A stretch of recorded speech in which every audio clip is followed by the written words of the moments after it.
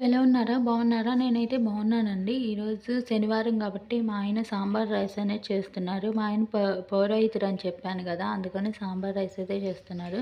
అదిగోండి ఒక గిన్నె పెట్టి దాంట్లో ఆయిలేసాడండి. ఆయిల్ అనేది బాగా కొంచెము మరగంగానే దాంట్లో తిరుమాత గింజలైతే ఏశారు. ఇంతకుముందు వీడియోలో మీకు చెప్పాను కదండీ! తిరుమాత గింజలను మేము ముందే మిక్స్ చేసుకొని పెట్టుకుంటామని. అవి తిరుమాత గింజలైతే ఏశారు. అవి కొంచెం బ్రౌనిష్ కలర్‌లోకి వచ్చేంత వరకు ఎంచుతున్నారండి.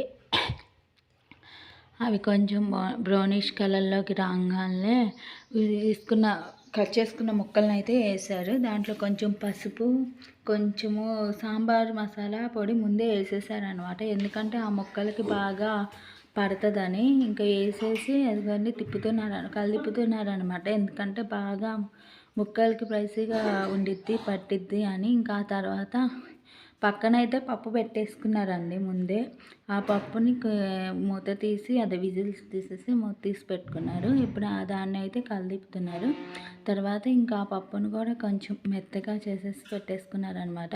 ఇప్పుడు దీంట్లో ముందుగానే చింతపండు పులుసు నానబెట్టుకొని పెట్టుకున్నారండి. ఇంకా ఆ చింతపండు వాటర్ అయితే యాడ్ చేస్తున్నారు.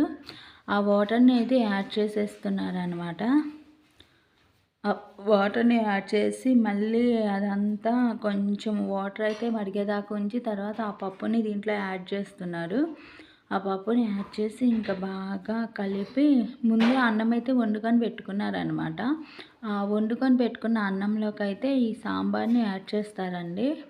అదిగోండి ఇంకా కొంచెం ఉడకపెట్టండి. ఇంకొంచెం అయితే అయిపోయినాక లాస్ట్‌లో కొంచెం ఇంగువ అయితే వేస్తున్నారండి సాంబార్లో.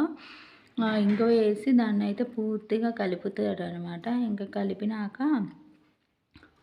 ఇంగువ వేసి అదిగోండి కలుపుతున్నారు చూడండి. అది కలిపేసిన తర్వాత ఇంకా సాంబార్ అయితే రెడీ అయిపోయింది.